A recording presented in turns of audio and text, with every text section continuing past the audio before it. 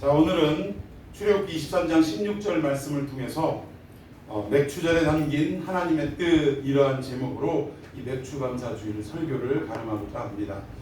우리가 맥추감사주일 이 절기가 도심화되면서, 교회가 도심화되면서 어느 순간인가 의미가 상실된 절기로 전락해버린 것을 우리가 느끼게 됩니다.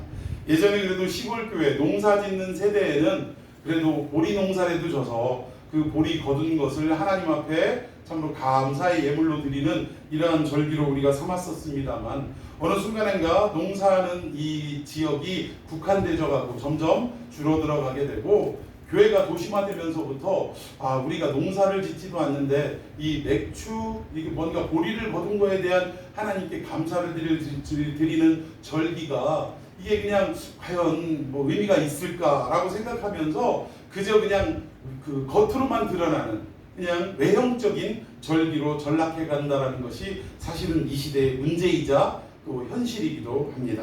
그러나 과연 이 맥추감사주일에 점점 도심화되는 이 상황을 우리 하나님도 뻔히 아실 텐데, 그럼에도 불구하고 왜 맥추주일을 지키라라고 우리에게 명령하셨을까? 우리는 이 부분에 대해서 오늘 말씀을 통해 살펴보는 시간을 갖도록 하겠습니다. 자, 이스라엘에는 또 우리가 지키는 여러 교회력에 의한 절기들이 있는데, 이스라엘에 특히 7절기가 있습니다. 그 중에서도 가장 중요한 3절기가 있는데, 첫 번째로 모든 절기의 기준이 되고 핵심이 되는 절기가 유월절입니다. 이 유월절로 시작이 돼서 오늘 드려지는 이 맥추절, 다른 말로는 초실절이라고도 합니다. 그리고 오순절이라고도 해요. 그리고 이 절기와 또 하나 중요한 절기가 수장절이라는 절기입니다. 이 3가지 절기가 이스라엘의 7절기 가운데에서도 엑기스를 꼽자면 이 3절기를 꼽을 수가 있는데, 먼저 절기라고 하는 이 단어에 우리가 좀 초점을 맞췄으면 좋겠습니다. 절기라고 하면 우리가 창세기에 하나님께서 해와 달과 별들을 만드시고 일자와 연한과 사계절을 이루고 이렇게 말씀하신 거 있죠? 이 내용이 바로 절기라는 뜻입니다. 계절을 이루라, 이 말과 동의어인데, 이 절기라는 말이 어떤 뜻인가 좀 단어를 좀 살펴봤습니다. 절기, 성경의 절기라고 하는 말이 모예드라고 합니다. 히브리어로 모예드 또는 모에드라고 하는데, 무슨 뜻인가 봤더니 계절이라는 뜻이고 정해놓은 시간이라는 뜻을 가지고 있습니다. 그런데 이게 누가 정해놓은 시간인가? 사람들이 만들고 사람들이 정한 시간이 아니라 바로 우주 만물을 창조하신 하나님이 정해놓은 시간이라는 뜻이다. 그러니까 절기는 지키는 건 누가 지켜요? 인간이 지키더라 이거예요. 그러나 이 절기를 만드신 분은 누구시더라? 하나님이시더라. 그럼 하나님이 이 절기를 왜 만드셨을까?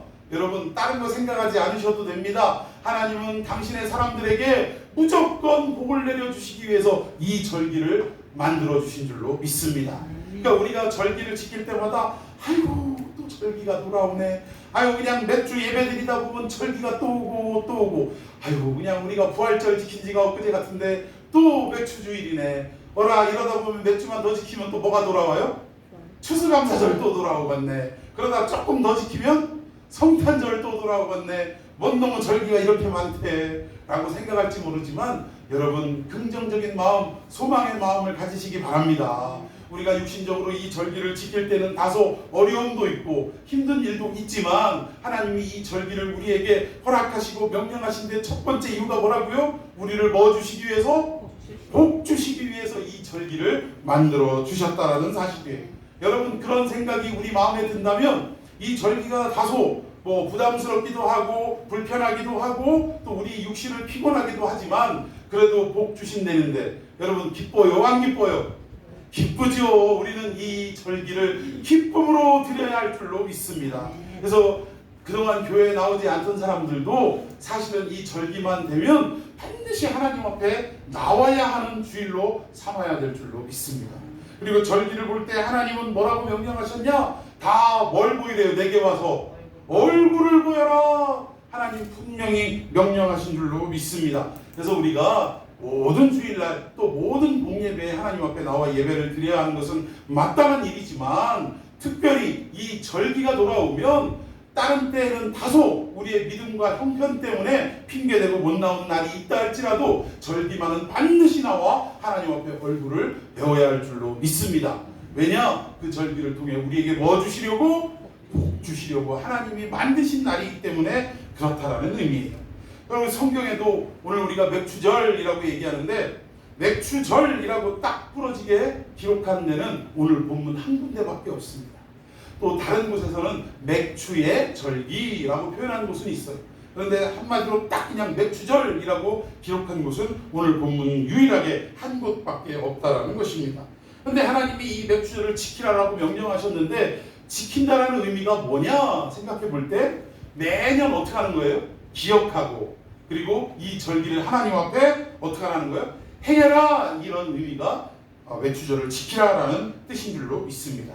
자, 그러면 맥추절에 담긴 이 하나님의 뜻이 무엇인가 하나씩 살펴보도록 하겠습니다. 우리 먼저 레위기 23장 1절과 2절을 한번 읽도록 합니다. 시작. 여호와께서 모세에게 말씀하여 이르시되 이스라엘 자손에게 말하여 이르라. 이것이 나의 절기들이니 너희가 성회로하여 여호와의 절기들이니라. 아멘. 여기 보니까 이 절기가 인간이 지키긴 하지만 이스라엘이 지키긴 하지만 누가 만든 절기라고요? 하나님 여호와께서 만든 절기다라고 제가 여러분들에게 말씀드리는 게 아니라 성경이 말씀하고 있다라는 거예요. 그러니까 우리가 이 절기는 아유 귀찮다 어쩌다 하고 판단할 일이 아니라 하나님이 친히 제정하신 절기구나 하고 기쁨으로 나와야 할 줄로 믿습니다. 자, 그리고 이 절기를 살펴볼 때 예수님과 동시대를 살았던 역사학자 요세푸스라는 사람이 쓴 그 이스라엘사가 있어요. 유대사가 있습니다. 근데 거기에 보면은 이 절기가 되면 이 예루살렘 자체에 살고 있던 사람의 인구수는 약 60만 가량 된다고 합니다.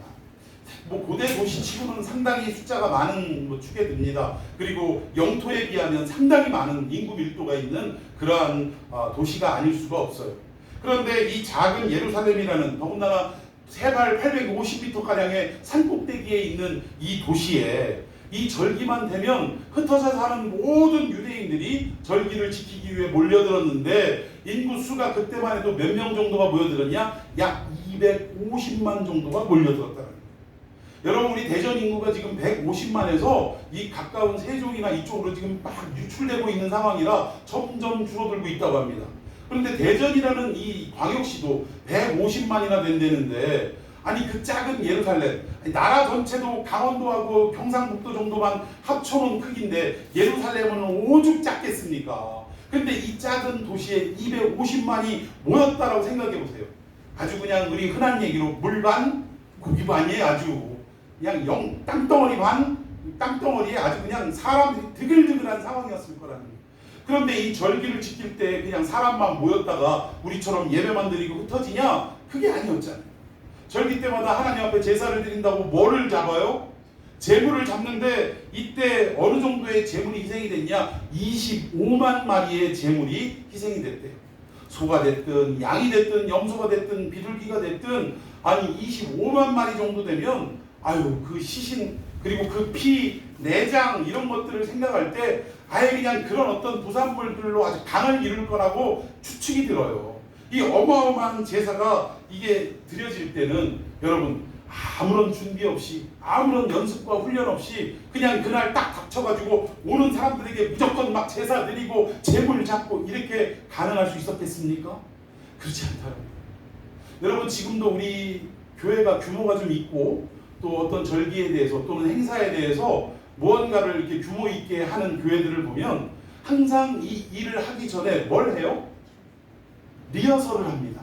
예를 들어서 무슨 성가대, 찬양, 경연 뭐 이런 게 있다고 하면 그냥 준비했다고 해서 그냥 평소 실력대로 가지고 올라가서 노래 딱 하고 끝나는 게 아니라 그냥 주에 몇 번씩 모여가지고 연습을 하고 틀린 부분 수정하고 또 더 나은 찬양으로 영광 돌리기 위해서 또 경쟁에서 승리하기 위해서 어마어마한 연습을 하더라는 거예요. 그러니까 이 당시의 절기에도 그냥 제사를 막 드리고 끝난 게 아니라 우리가 사람들이 갑자기 몰려들면 이 사람들을 이렇게 구분을 해서 제사는 또 이거 먼저 드리고 다음에 어떤 제사를 드리고 순차적으로 맡은 제사장들에게 임무를 부여하고 이런 리허설과 연습이 있었겠어요? 없었겠어요? 당연히 있었다라는 것입니다. 그러니까 저 절기조차도 어떻게 드려야 하냐? 우리가 영적으로 무장, 이 절기를 위해서 영적으로 기도해야 된다라는 거예요. 그리고 무장하는 어떤 일들이 필요하고 또 이 일에 대해서 연습하고 훈련하는 것들이 반드시 필요하다라는 것입니다. 그러니까 우리가 절기를 지킬 때에 반드시 이렇게 하나님이 만드신 절기라는 것을 인식하고 이 절기가 온전히 하나님께 영광을 돌려드리기 위해서 연습하고 훈련하고 영적으로 무장하는 절기가 되어야 한다라는 거예요. 그러니까 마지막 세 번째로는 이 모든 절기는 어떻게 지키게 했느냐? 거의 축제 형식으로 지키게 했다라는 거예요.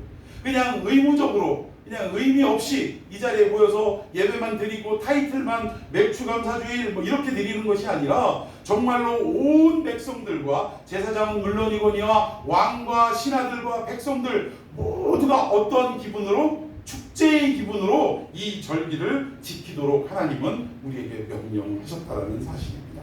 여러분, 우리 계시록의 마지막도 무엇으로 끝나느냐? 어린 양과 누구의? 그의 신부? 우리들 교회의 혼인잔치로 끝이 나더라는 거예요. 완성이 그렇게 이루어집니다. 그래서 성경의 모든 절기는 마치 어린 양과 교회, 신부된 교회의 결혼식으로 혼인잔치로 끝나는 것처럼 이렇게 기쁨의 축제 형식으로 드려지도록 했다라는 거예요. 여러분, 결혼식은 기쁩니까? 안 기쁩니까? 이 세상에 아무리 스케줄이 바빠도 자기 결혼식을 잊어버리는 사람, 가끔 보면 이상한 사람들 나오긴 하더라고요. 그런데 보통 사람 같으면 아마 이 결혼식 날짜 잡은 날로부터 시작해서 계속 손꼽아서 아마 기다리고 잠도 제대로 못 자고 막 그 설레이는 마음으로 하루하루를 보내는 것이 당연할 것입니다. 여러분, 마지막 이 역사가 어린 양과 신부된 우리들의 혼인잔치로 마무리가 되고 완성이 된다고 날짜가 잡혔다고 할 때 여러분 하루하루는 기쁨과 즐거움과 축제의 분위기 속에서 살아가고 계십니까? 그 혼인잔치 우리가 하루하루 따져가면서 기다리고 소망하고 바라보는 그러한 삶으로 여러분 살아가고 계십니까? 여러분, 이게 정상이에요. 결혼 날짜 잡아놓은 신부의 마음으로 아주 그냥 마음이 들뜨고 설레이는 마음으로. 그래서 제가 좋아하는 아이스크림이 뭐라고요? 설레임. 이 설레이는 마음으로 우리 신랑 되신 주님 언제 만날까? 예식은 언제 올릴까? 이러한 어떤 마음으로 하루하루를 살아가는 게 우리의 삶이어야 한다는 것입니다. 그런데 결혼식 날짜를 생각지도 않고 그냥 다른 일에 내가 결혼하기 전에 못해본 거 다 해보고 가야겠다, 이런 생각으로 하루하루 살아가는 신부나 신랑 있습니까? 없습니까? 이런 사람들은 신랑이나 신부에 대해서, 자기 배우자에 대해서 성실하지 못한 사람들이에요. 아무튼 이 축제는, 이 절기는 이렇게 축제의 분위기로 드려야 하는 절기라는 사실, 그래서 하루하루 손꼽아 기다리며 이 절기를 지켜야 한다는 것 말씀을 드립니다. 자, 그렇다면 이 맥추절을 설명하기 위해서 절기의 계보를 잠시나마 여러분들에게 설명을 드리겠습니다. 자, 이스라엘의 절기는 무조건 무엇으로 시작된다고요? 예, 6월절로 시작이 됩니다. 모든 절기의 핵심은 6월절이에요. 자, 6월절이 어떻게 시작이 됐느냐? 하나님이 당신의 사람 모세를 지도자로 세워서 이스라엘 백성들을 구원해내라 라고 명령하십니다. 그런데 모세가 아무리 바로 앞에 가서 이는 하나님의 백성이고 우리는 하나님 앞에 광야로 나가서 예배를 드려야 한다, 아무리 얘기해 본들 바로가 듣겠습니까? 안 듣겠습니까? 여러분, 바로가 거절한 이유는 첫 번째로 뭘까요? 뭐 때문에 거절했을까요?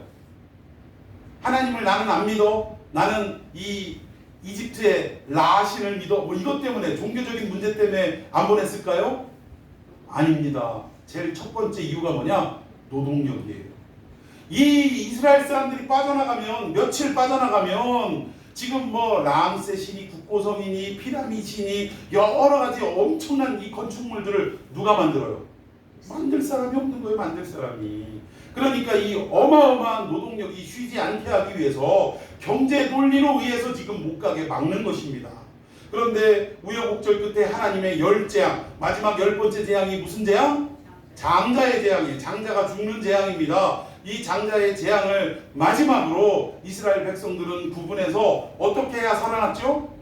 어린 양을 잡아서 그 피를 우슬초에 찍어 발라서 문 좌우 설주와 임방에 바르게 되면 죽음의 사자가 왔다가 그 어린 양의 피 묻은 것을 보고 죽음이 넘어갔다. 넘어간다. 패스오버해서 유월이다. 그러니까 뭐 담을 넘어갔다 이런 의미겠죠. 뭐 이런 의미로 유월절이라고 명명을 하는 것입니다. 그런데 이 유월절이 1월 14일이에요. 그러니까 이날을 첫날로 잡아라. 국호, 연호 이것이 새롭게 시작된 날이 이스라엘의 새로운 어떻게 보면 달력이 시작되는 날이 1월 14일 유월절이라고 할 수 있습니다. 이 유월절을 기점으로 인해서 이스라엘 백성들은 430년 동안 애굽살이를 청산하고 드디어 약속의 땅을 향하여 전진하기 시작했다라는 거예요. 그런데 이 유월절이 1월 14일인데 여러분 혹시 유월절과 함께 무교절이라고 하는 단어를 들어보셨습니까? 이 무교절은 뭐냐? 1월 14일이 유월절로 지켰다면 그 다음 날부터 한 주간 동안을 뭐만 하느냐? 무교병만 먹고 지냈어야 된다는 거예요. 여러 가지 이스트, 즉 효소가 뭐라고 하죠? 누룩이 들어가 있는 많은 맛있는 음식들이 있지만 이것들을 다 끊어버리고 다 제해버리고 오직 누룩이 없는 무교병만 한 주간 먹게 하셨다라는 거예요. 여러분 이것이 어떠한 의미냐? 유월절과 가장 밀접한 하나님의 역사는 무엇을 나타내냐? 이스라엘의 뭡니까? 구원이에요. 구원. 하나님의 구원을 말하는 것입니다. 어린 양의 죽음으로 말미암아 죽음의 사실이 넘어갔잖아요. 이게 우리의 구원 아닙니까? 죽어 마땅하고 아니 이미 죽었던 우리들을 예수 그리스도의 십자가의 죽음으로 말미암아 우리가 어떻게 된 거예요? 죽음에서 생명으로 옮겨짐을 받은 것. 이 사건이 구원 아니겠습니까? 그렇다면 이 구원은 모든 누룩의 간섭이 없는 구원이다 이 얘기예요. 순수하게 하나님 홀로 하신 역사요. 예수 그리스도 홀로 이루신 역사가 우리 인간의 구원이라는 것입니다. 이 인간의 구원에 우리의 작은 노력이라도 들어가고 우리의 작은 헌신이라도 들어간다면 이것은 온전한 구원이라고 할 수 있습니까? 없습니까? 없는 거예요. 그럼 세상의 여타 종교처럼 우리의 노력과 우리의 수고와 그걸 구도의 어떤 삶이라고 하는데 우리의 돛 닦는 삶을 통하여 구원이 가능하다라는 결론에 도출하게 된다. 그러니까 하나님의 구원은 우리 인간의 그 어떤 작은 누룩이라도 어떠한 작은 것이라도 간섭되고 함께 할 수 없다 그 얘기예요. 오직 하나님 홀로 하신 역사다. 이래서 이 무교병을 먹으면서 집안에서 어떻게 했어야 돼요? 모든 누룩을 다 청소하고 어떻게 해요? 제거하는 그런 한 주간으로 보내었어야 했다라는 거예요. 그러니까 이 하나님의 구원을 나타내는 유월절에는 그 어떠한 누룩도 다 어떻게 하라고요? 우리 안에서 제거해버려라. 다 청소해버려라. 이러한 명령이 함께 있었다라는 것입니다. 그런데 우리 인간의 노력과 대가 없이 오직 하나님의 공로로 인하여 우리가 구원을 얻었다. 이것이 유월절인데 이때 예수님도 이 땅에 오셔서 뭐라고 하셨냐면 바리새인의 누룩을 바리새인과 서기관의 누룩을 어떻게 하라? 주의하라. 명령하셨어요. 예수 그리스도 당신의 본 참된 복음 외에 그 어떠한 사상도 너희들에게 있게 하지 말아라 라고 명령하셨다라는 것입니다.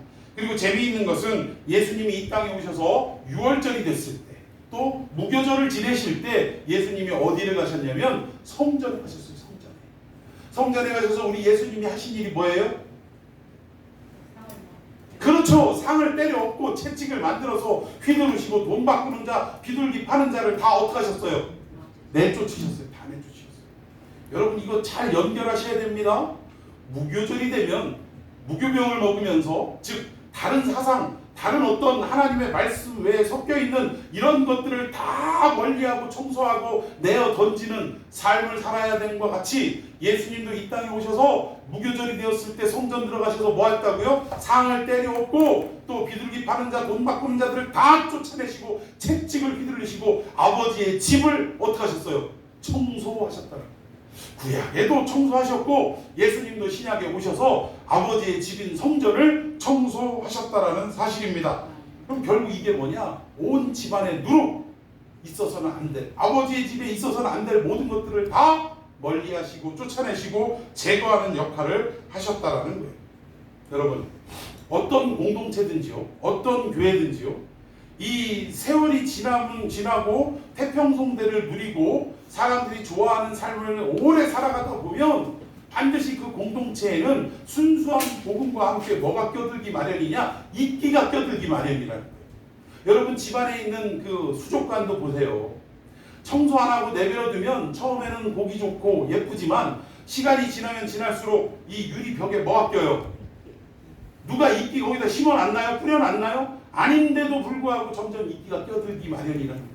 그래서 온 수족관을 더럽게 만들고 또 이렇게 청소하지 않으면 안 될 상황으로 만들어버리게 되더라는 것입니다.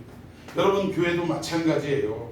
우리가 정말 예수 그리스도의 그 십자가의 그 희생, 그 구원의 역사가 그때는 정말 생생하게 살아 움직일 때는 어떠한 잘못된 복음도 교회 안에 들어오지 못하게 했었는데 세월이 점점 갈수록 또 핍박의 세월이 멈춰지고 교회 안에 태평성대가 지내고 사람들의 숫자가 늘어나고 또 어떻습니까? 또 재물의 이 풍부함이 교회 안에 가득하게 되니까 점점 복음이 아닌 다른 세상의 가치관들이 물밀듯이 밀려 들어오게 되더라는 거예요.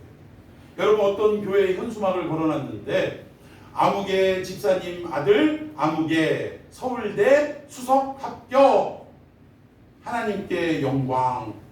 아니 도대체 이게 무슨 하나님께 영광이라는 거예요.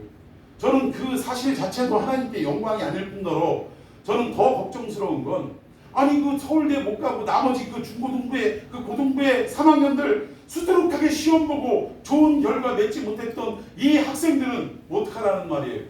이게 하나님의 영광이라면 반대급부적으로 얘들은 어떻게 했다는 거예요? 하나님 얼굴에 먹칠을 했다는 얘기 아닙니까?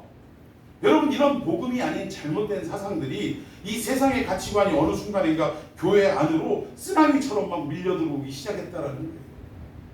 여러분 이 무교절은 이런 잘못된 사상들을 어떻게 하는 시기냐? 다 청소하고 몰아내는 시기라는 거예요. 오직 우리를 살리는 예수 그리스도의 참된 복음만이 남아있을 수 있도록 무교병만 먹을 수 있도록 이러한 절기로 우리가 지켜야 한다는 것입니다. 참 우리가 이스라엘 백성들도 처음에 유월절을 지킬 때에는 무교절을 지킬 때에는 이 애굽의 종살이에서 육신은 건져냈어요. 광야로 육신은 건져냈습니다. 그런데 뭐는 건져내지 못했느냐? 마음속의 애굽의 삶은 건져냈어요? 못 건져냈어요? 당장에 못 건져냈다 이거예요. 이게 무슨 말이냐면 우리가 예수 그리스도를 믿음으로 말미암아 구원의 백성이 된 줄로 믿습니다. 그런데 내가 어제 예수님을 믿었어요. 영접했어요. 그분이 나의 구세주이심을 내가 마음속 깊이 인정하고 나는 죄인임을 고백했어요.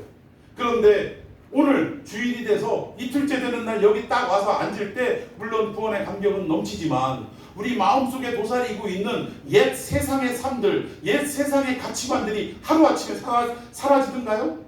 어떻습니까? 여러분 이 세상의 가치관은요 이 신앙생활과 말씀을 듣고 훈련하는 가운데 오랜 시간에 걸쳐서 점점 닦아지고 녹아지고 제거되어지는 그런 시간적인 어떤 긴 부분들이 필요하다라는 것입니다. 지금 이스라엘 백성들은 장소적으로는 애굽의 노예 생활에서 해방이 되고 구원을 얻어서 이 광야로 옮겨졌지만 아직 그들의 마음속에는 가치관이 무엇이 가득하냐? 애굽의 가치관이 가득한 상태라 이 말이에요. 근데 이것을 결국 신앙생활을 통해서 끊임없이 정화시키고 없애고 그런 어떤 노력의 시간이 우리에게는 필요하다라는 것입니다. 그리고 이 무교절이 끝나고 난 뒤에 77절 그래서 주일이 7번이 한 주가 7번이 지나면 49일이지 않습니까? 이 49일이 지나면 그때를 뭐라고 하냐? 초실절이라고 해요. 초실절.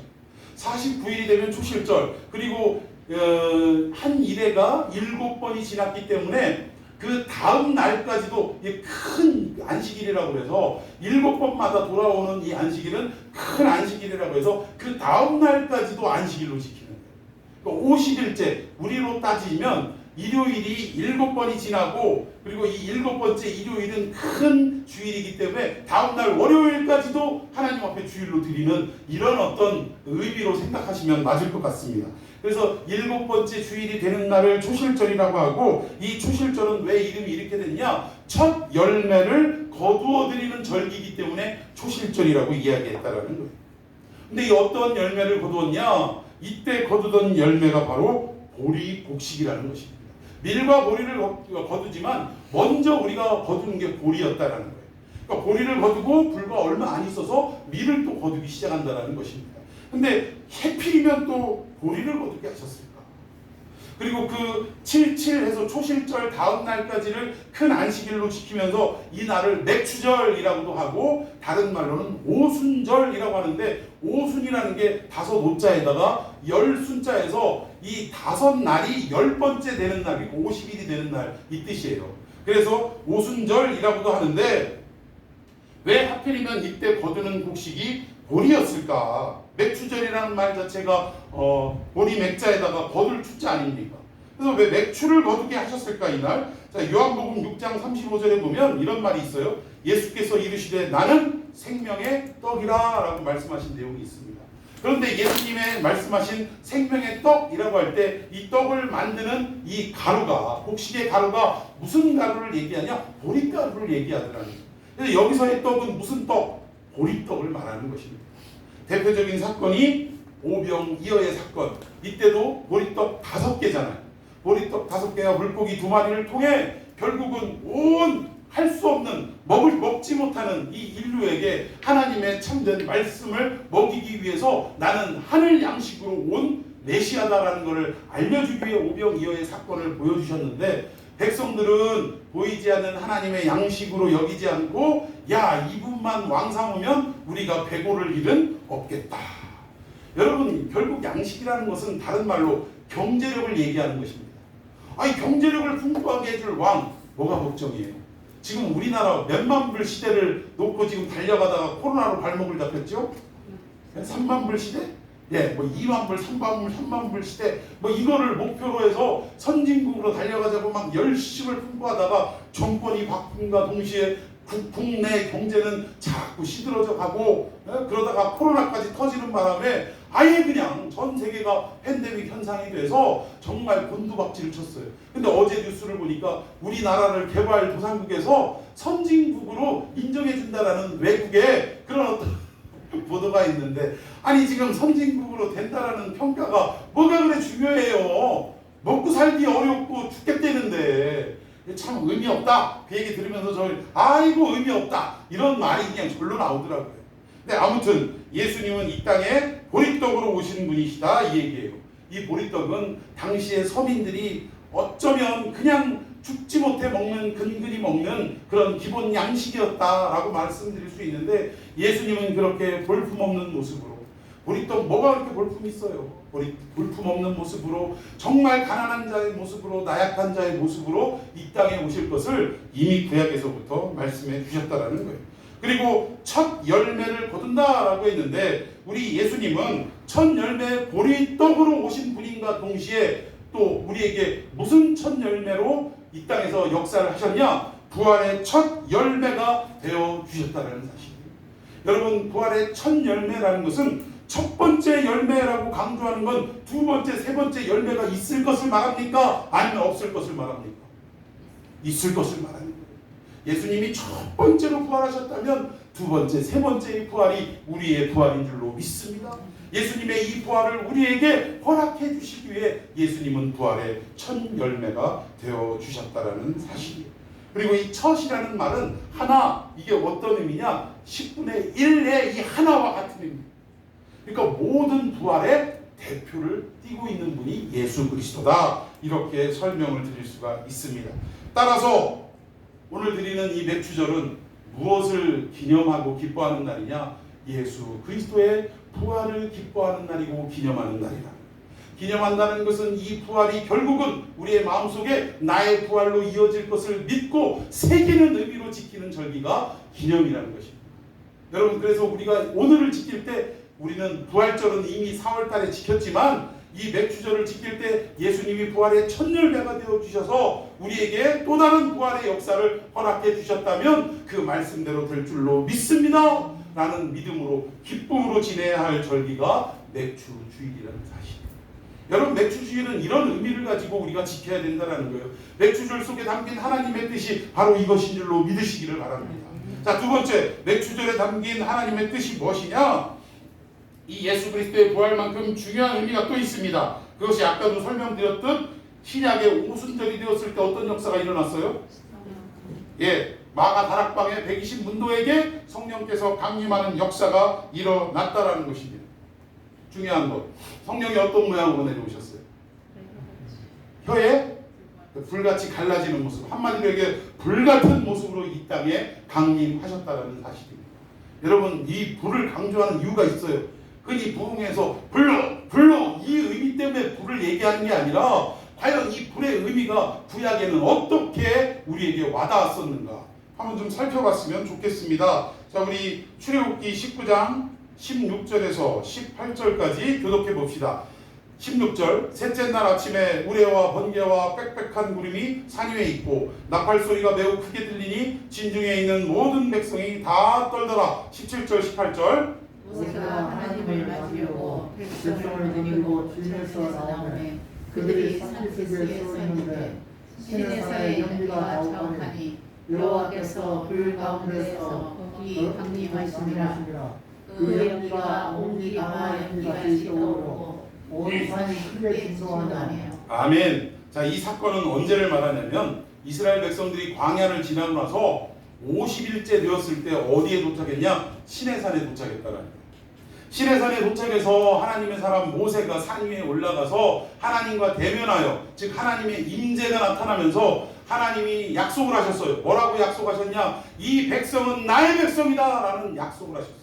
그리고 그 약속과 함께 이스라엘 백성들과 언약을 체결하시는데 그때 주신 것이 뭐예요? 두 돌판이라는 십계명과 율법을 주셨다라는 것입니다. 그런데 하나님의 임재가 이루어지는 이때에 무엇으로 임재하셨냐? 18절에 보니까 여호와께서 뭐 가운데? 불 가운데 강림하셨다.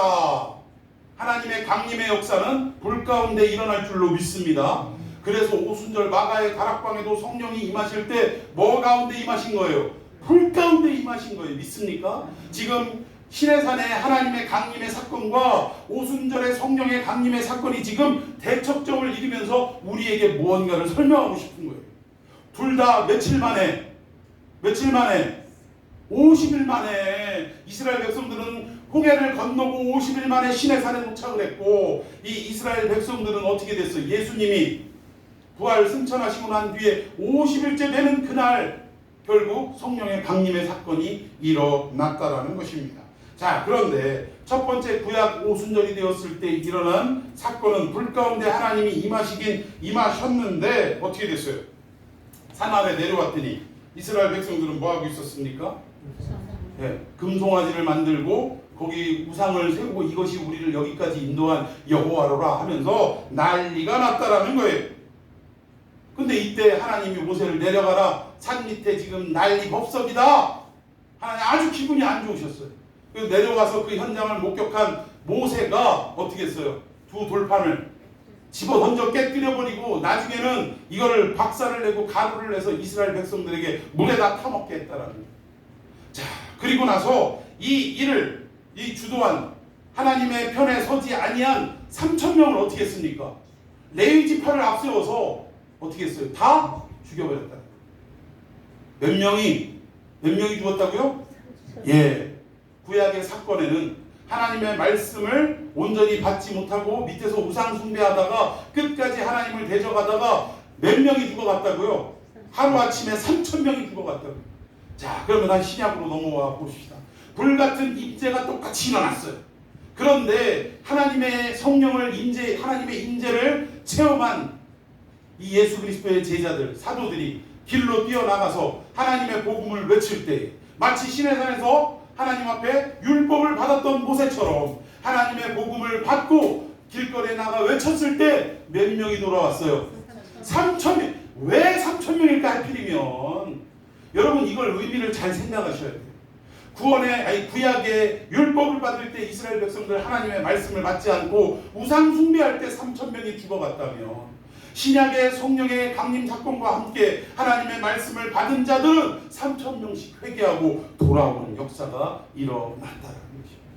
이 부분을 잘 영적으로 매칭을 잘 시키셔야 한다는 거예요. 그래서 오순절에 특히 이 맥주절에 담긴 의미는 뭐냐? 결국은 이 3,000명씩 죽음에서 살아나고 생명으로 옮겨진 이 역사가 일어난 것은 어떤 공동체를 통해 일어났습니까? 교회 공동체. 이게 무슨 말이냐? 성령의 강림의 사건과 함께, 오순절 성령 강림 사건과 함께 이 땅에 예수 그리스도가 세우마라고 약속하신 공동체인 뭐가 탄생한 거예요? 교회가 탄생한 거예요. 여러분, 오늘은 전 세계 이 지구촌의 모든 교회의 탄생일인 줄로 믿습니다. 여러분, 오늘은 누구 생일이에요? 교회의 생일입니다. 예수님이 이 땅에 탄생하게 만드신 교회의 생일이 맥추주일이라는 것입니다. 여러분, 생일날 외박하는 인간이 있어요, 없어요? 이 생일날 교회에 나와서 기뻐하고 감사하고 이 교회를 통해 전 인류를 3,000명이나 구원하는 이 역사를 통해 결국은 교회를 통해 온 인류를 구원할 것을 예표하신 사건이에요. 아무리 교회가 요구도 먹고 못된 짓이 일어나고 이 교회가 타락해서 지금 이렇지만 그럼에도 불구하고 하나님의 건강한 교회, 소수의 교회를 통해서 결국은 온 인류를 구원하는 공동체의 기관으로 하나님은 세우신다 이 말입니다.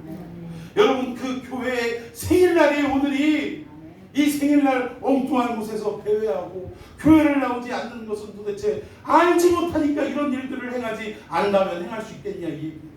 저는 여러분들이 그런 차원에서 행복한 사람인 줄로 믿습니다. 오늘이 여러분들의 생일이라니까요. 이 생일날 어디 가서 뭐하고 있는 거예요? 여기 나와서 예배 드리는 것 자체가 가장 행복한 일이며 하나님께 영광 돌려야 할 일 아니냐 이 말입니다. 여러분, 맥주절에 담긴 두 번째 뜻이 오순절의 역사고 이날은 교회의 생일이고 3,000명이 돌아오는 생명으로 돌아오는 놀라운 위대한 역사가 일어난 날이다. 이러한 의미를 가지고 있다는 것입니다. 자, 마지막 세 번째 의미는 무엇을 가지고 있느냐? 우리 출애굽기 23장을 좀 봤으면 좋겠습니다. 출애굽기 23장 16절 오늘 본문이죠. 자, 우리 앞부분 수장들 얘기는 빼고 앞부분만 있습니다. 시작. 주들을 지키라. 이는 내가 수고하여 밭에 뿌린 것에 천 열매를 맺습니다. 아멘. 자, 여기 보니까 맥주절을 지키는데 이날은 어떻게 지켜야 하냐? 네가 뭐 해서? 수고해서. 여러분, 광야에서 만나를 먹을 때 이 만나를 우리가 수고해서 먹었습니까? 아무 노력도 없이 먹었습니까? 그렇죠. 아무 노력도 없이 먹었는데 이제 가나안 땅 안에 들어가면 너희들이 농사를 짓게 될 텐데 이 농사는 어떻게 해야 돼요? 수고해야 한다 이 얘기입니다. 수고해서 밭에 뿌린 것의 첫 열매를 거두며 그것을 먹고 하나님께 영광을 올려드려야 한다라고 말씀하시는 내용이에요. 자, 여러분 묻습니다. 오늘 출애굽기 23장 16절이 기록된 현장은 어디입니까? 가나안입니까? 광야입니까? 이 책이 어디서 쓰여졌어요? 자, 더 쉽게 말씀드릴게요. 이 책은 누가 썼어요? 모세가 썼습니다. 모세는 가나안 땅 안에 들어갔습니까? 못 들어갔습니까? 자, 그러면 이 책이 쓰여진 장소가 가나안이에요? 광야예요? 광야죠. 광야에서 이 책은 쓰여졌지만 그러나 이 쓰여진 내용을 지키는 것은 어디에서 지키라고 하는 거예요? 가나안 땅. 왜? 농사는 어디 가서 지니까? 가나안 땅 안에 들어가서 지으니까. 광야에서 모세가 하나님께 받아서 가나안 땅 안에 들어가면 너희들이 이렇게 살아라 라는 그 말씀을 여기에 기록을 했다라는 것입니다. 그러니까 광야에서 선포된 말씀이지만 이 선포된 말씀의 내용을 가나안 땅 안에 들어가서 지켜라. 지금 그거를 우리가 잊어버리면 안 된다라는 것입니다. 이 우리가 수고해야 될 땅은 어디냐? 가나안이다 라고 말씀하고 있는데, 자, 여호수아 5장 10절에서 12절 한번 10절을 여러분들이 읽겠습니다. 시작. 또 이스라엘 자손들이 길갈에 지쳤고 그달 14일 저녁에는 여리고 경계에서 6월절을 지켰으며. 예, 여기 보니까 길갈 마지막 진친 장소예요. 광야에서 42번인가를 한 번인가를 지를 친 걸로 기억을 하는데 이 마지막 진친 장소가 길갈입니다. 이 길갈에서 할례를 다시 받아요. 그러면서 그 의미는 길갈의 그 지명 이름은 애굽의 수치가 여기서 굴러갔다 이 얘기. 이제 가나안 안에 초입에 들어와, 길갈은 이미 가나안 땅 안에 들어와 있는 것과 마찬가지. 이 가나안 땅 안에 들어와 가지고 이제는 이 애굽에서 우리가 종살이 했던 모든 수치를 다 어떻게 하라는 거예요? 우리의 생각과 우리의 마음에서 다 떼어내라 이 얘기예요. 더 이상 우리는 종이 아니다, 노예가 아니다. 하나님의 백성이다. 이걸 지금 다시 한번 되새기는 장소가 길갈이었다라는 것입니다. 근데 길갈에 진을 쳤고 그달 며칠? 14일. 이날이 언제예요? 그달은 이 첫 달 1월을 얘기하는 겁니다. 이 14일 이날이 무슨 절기라고요? 6월절. 1월 14일이 6월절인 동시에 이스라엘 백성들이 어린 양을 잡아서 이 피를 바르고 고기를 먹고 그날 출발을 한 거예요. 그러니까 6월절은 애굽에서의 첫 출발, 발을 뗀 날이 1월 14일, 그리고 15일부터 한 주간을 무교절로 지켰다라고 설명을 드렸습니다. 근데 이때 여리고 평지에서 6월절을 지켰대요. 예, 자, 그리고 11절, 12절 시작. 6월절 이튿날에 그 땅의 소산물을 먹되 그날에 무교병과 볶은 곡식을 먹었다. 응? 이상하네요. 매일같이 뭐가 내렸어요? 진 사면에 만나가 내렸는데 그 땅의 소산물을 먹자마자 이제 어떻게 됐느냐? 만나를 안 먹고 그 땅의 소산물을 먹었대요. 그럼 도대체 만나는 어떻게 됐을까? 자, 12절 시작. 또 그 땅의 소산물을 먹은 다음 날에 만나가 그쳤으니 이스라엘 사람들이 다시는 만나를 잃지 못하였고 그의 가나안 땅의 소수를 먹었다. 아멘. 이 땅의 소산물을 먹고 남과 동시에 그때로부터 만나를 볼 수 있었습니까? 없었습니까? 이제는 만나를 볼 수 없게 됐다는 거예요. 왜? 더 이상 하나님이 만나를 내려주시지 않았기 때문입니다. 자, 그러면 여기에서 내가 수고하여 라는 말은 어떤 의미냐? 결국 우리가 지금 어디 안에 들어왔다는 얘기예요? 가나안 땅 안에 들어왔다는 거예요. 왜? 그 땅의 소산물을 먹었기 때문에 그렇습니다. 그러면 우리가 이 안에 들어와서, 즉 가나안 땅 안에 들어와서 만나가 그치게 됐는데 그때부터 우리는 어떠한 삶을 살아야 되느냐? 가나안에 살아가기에 적합한 삶을 살아야 한다는 것입니다. 똑같이 광야에서 살았던 패턴대로 살면 안 된다 그 얘기예요. 그런데 이스라엘 백성들은 아직도 광야로 회귀하려는 습성이 남아있다 이 얘기입니다. 뭐 때문에? 만나 먹고 싶어서. 힘 안 들이고 먹을 수 있는 만나를 먹고 싶어서 아유 만나가 편했는데 자꾸 그 생각을 하더라는 거예요. 제가 아까 말씀드린 대로 이스라엘 백성들이 애굽에서 건져낼 때 육신은 건져내었지만 아직 그들의 마음속에는 아직도 애굽의 가치관과 애굽의 사상과 애굽의 철학이 남아있다고 했습니까? 안 했습니까? 남아있는 거예요. 오늘 이 현장도 광야에서 가나안 땅 안으로 들어가서 수고하는 삶을 살아야 함에도 불구하고 몸은 가나안 안에 들어왔는데 아직도 이스라엘 백성들의 마음속엔 어떤 가치관이 있다? 광야의 만나의 가치관이 남아있더라 이 얘기입니다. 오늘 여기에 만나의 어떤 기적은, 아니 만나의 어떤 이 축복은 우리가 기적이라고 이야기한다면 이 가나안 땅 안에 들어와서의 축복은 일상의 복이다. 그러니까 우리 성도들이 살아가면서 하나님께 받는 복이다라고 설명을 드릴 수가 있는 것입니다. 자, 우리 좀 더 구체적으로 말씀을 드리자면 우리가 이 천국에서 이 가나안에서의 삶을 천국의 삶이라고 해석하는 사람들이 많은데 여러분 천국 안에서는 전쟁이 있을까요? 없을까요? 근데 가나안 안에서는 뭐가 있었어요? 전쟁이 끝이 없었다라는 거예요. 그리고 천국에서는 죄가 있을까요? 없을까요? 근데 가나안에는 죄가 있었습니까? 없었습니까?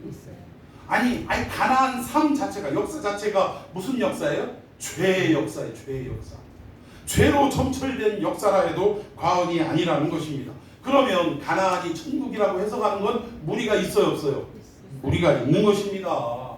가나안이 천국이라면 그 땅에는 전쟁도 죄악도 없이 살아야 한다는 거예요. 영원토록 하나님 앞에 찬송만 울려 퍼지는 삶을 살아야 천국의 모형이라 얘기할 수 있죠. 근데 그 땅에 죄가 가득했고 그리고 전쟁이 끝이 없었다는 것입니다. 그러면 가나안은 무엇을 의미하냐? 구원받은 우리 하나님의 백성이 이 가나안의 삶을 통해 그리스도 안에서 어떻게 순종하며 살 것인가를 연습하는 공간이다 이거예요. 아까 말씀드린 대로 광야에서 기적의 역사를 체험했다면, 또 애굽에서 하나님의 구원의 역사를 우리가 체험했다면, 이제 가나안 땅에 들어온 우리들은 그저 하나님이 그냥 떡 주듯이 이 만나를 내려주시는 것만 먹고 살아가는 것이 아니라 광야 안에서 그리스도인답게 살아가는 삶이 무엇인지를 연습하고 훈련하는 과정이 필요한 장소가 가나안이다. 근데 우리는 공짜로 얻은 구원, 공짜로 얻은 하나님의 축복만을 기대하고 우리가 살아내야 할 몫을 살아내지 않으려고 한다 이 얘기입니다. 이 가나안 땅에서 하나님이 주신 말씀대로 실천하고 우리의 삶에서 이루어내려고 애쓰고 노력하고 연습하는 삶이 가나안의 삶이라 이 얘기예요. 천국이 아니에요. 근데 여기서도 우리가 이제는 믿고 만나 먹으면서 편안하게 천국 들어왔으니까 할 일 없어, 이렇게 생각하는 잘못된 해석이 우리를 힘들게 만들더라 이 얘기입니다. 결코 가나안은 천국이라고 말할 수 있는 것이 아니라 오히려 구원받은 그리스도인들이 하나님의 말씀 따라 살아갈 것을 훈련하고 연습하는 장소가 가나안이다라고 말씀을 드리는 거예요. 여러분, 아까 애굽에서 탈출한 이스라엘 백성들 애굽의 가치관을 뽑아내는 것 자체가 하루아침에 될 일이 아니라고 했잖아요. 그럼 그 일을 어디서 훈련하고 연습하냐? 이 가나안에서 훈련하고 연습해야 된다는 거예요. 애국적인 마인드를 다 뽑아내고 다 제거하는 연습을 가나안에서 해야 한다라는 사실입니다. 여러분, 가나안 땅에 인도한 지도자는 모세가 아니었어요. 누가 인도했습니까? 여호수아. 여호수아라는 이름이 신약으로 표현하면 예수 아니에요, 예수. 우리의 삶을 인도하고 우리의 삶을 이끄는 지도자는 누구라는 얘기예요? 예수라 이 얘기예요, 예수라. 그 예수 따라 우리가 가나안 땅 안에 입성했다면 이제는 리더 대신, 우리의 대장 대신 예수님의 말씀을 따라 순종하고 실천하는 삶을 훈련하고 연습하는 것이 이 가나안 땅에서 이루어져야 한다라는 사실입니다. 그게 네가 수고하여 이 말이에요. 이게 우리가 해야 할 몫이라 이 얘기입니다. 유월절이 어린 양의 피로 이루어진 대속의 사건이기에 여기에는 그 어떤 누룩도 들어가서는 안 돼요. 오직 예수 그리스도의 홀로 하신 역사라는 것을 우리가 참으로 나타내기 위해서 무교절을 지키는 것입니다. 그런데 이 유월절을 지나서 결국 이 77절을 지나 가나안 땅 안에 들어와서 이 첫 열매를 맺을 때, 즉 초실절의 역사를 하나님 앞에 영광을 올려드릴 때는 어떻게 해야 되냐? 네가 수고해서 올려드려야 한다 이 얘기예요. 우리가 구원받은 백성이라면 구원받은 백성답게 하나님의 말씀 붙들고 살아가는 삶을 통해 하나님께 영광 돌리는 것이 초실절의 역사다라고 말씀하고 있는 것입니다. 자, 이 초실절을 어떻게 지켜야 되느냐? 신명기 16장 9절에서 11절까지 교독합시다. 7주를 셀지니 곡식에 낫을 대는 첫날부터 7주를 세어 내 하나님 여호와 앞에 70주를 지키되 내 하나님 여호와께서 내게 복을 주신 대로 내 힘을 향하여 자원하는 예물을 드리고 너와 내 자녀와 노비와 내 성중에 있는 레위인과 및 너희 중에 있는 객과 고아와 과부와 함께 내 하나님 여호와께서 자기의 이름을 두시려고 택하신 곳에서 내 하나님 여호와 앞에서 어떻게 하라? 즐거워할지니라. 맥주절은 즐거워하며 지키는 절기라 얘기입니다. 여기에 보니까 객과 고아와 과부와 함께 즐거워하래요. 나만 즐거워하는 것이 아니라 우리의 도움과 우리의 구제가 필요한 그 사람들과 함께 즐거워하라라고 성경은 말씀하고 있습니다. 마지막 세 번째, 이 하나님이 맥주절에 담겨놓으신 뜻이 무엇이냐? 정말 누군가의 도움이 없이는 살아갈 수 없는 과부와 객과 이 고아, 이들을 어떻게 하라는 거예요? 맥주절에 어떻게 하라는 거예요? 이들을 구제하라 그 얘기입니다. 이들을 살피고 구제하라 이 얘기예요. 그래서 그들과 함께 구제를 받은 그들이 기쁘겠어요? 안 기쁘겠어요? 기뻐하잖아요. 그럼 그들과 함께 이 즐거움과 기쁨을 나누며 하나님께 영광 돌리는 절기가 맥주절이라 이 얘기입니다. 자, 이 구제를 하는 의미를 우리가 생각해 봐야 됩니다. 여러분, 구제는요 우리 기독교만 있는 거 아닙니다. 여타 종교에도 다 어려운 사람들을 구제하자라는 운동이 일어나고 있습니다. 그런데 그들은 무슨 정신을 바탕으로 구제를 하느냐? 인본주의, 박애주의를 바탕으로 이 일을 행하고 있다는 거예요. 불쌍하다 이 얘기예요. 아유, 밥도 못 먹으니 얼마나 불쌍해. 인간이 밥을 못 먹고 어떻게 살아? 먹어야지. 기본권인데 인간을 존중해야지. 이러한 의미로 도와주는 거예요. 그런데 우리 기독교의 구제의 역사는 차원과 근본이 다르다 이 얘기입니다. 어떻게 우리가 구제를 해야 하는 기본 정신이냐? 우리가 그 자리에 있었다 이 얘기예요. 우리가 하나님의 도움이 없이는, 예수 그리스도의 도움이 없이는 우리가 살아갈 수 없는 고아와 과부와 계계 자리에 있었던 사람이다. 이것을 어떻게 보면 삶에서 나타내고 메시지화하는 것이 구제로 나타나더라. 우리가 구제하는 이유는 내가 그 자리에 있었어, 나도 당신과 같은 입장이었어 라는 마음으로 첫째 구제해야 되고, 그리고 두 번째는 뭡니까? 누군가의 도움이 없는 그 사람들을 예수 그리스도의 이름으로 함께함으로 말미암아 새로운 기쁨과 새로운 생명을 나눠주는 역사가 우리는 이런 차원에서 구제가 이루어져야 하는 것이지, 아유 불쌍해라, 밥도 못 먹었디야, 이런 차원의 구제가 아니라 이 얘기입니다. 여러분 믿습니까? 그러니까 우리가 그 자리에 있었기 때문에 구제를 해야 하는 것이고, 그 구제를 통해서 메시지화하는 거예요. 나도 당신과 같은 자리에 있던 사람입니다 라는 것을 메시지화하는 것이고, 동시에 이들을 구제함으로 함께 기뻐하고 즐거워함으로 지내는 절기가 맥주절 절기다. 그리고 이것이 더 크게는 오늘날 뭐라고 표현할 수 있냐? 선교적 확대다, 이 얘기예요. 우리 옆 사람, 이웃 사람들을 함께 구제하고 기뻐하고 즐거워하는 일이 점점 확산되다 보면 이것이 국경을 넘어 무엇으로 이어지냐? 선교로 이어지게 된다, 이 얘기입니다. 여러분, 우리가 선교하는 이유가 뭡니까? 소극적인 의미는 땅끝까지 이 증인되라고 하니까 우리가 한 거예요. 그런데 적극적인 의미는 뭡니까? 여러분, 우리가 그 선교의 대상의 자리에 있었기 때문에 선교하는 거예요. 여러분, 130년만 거슬러 올라갑시다.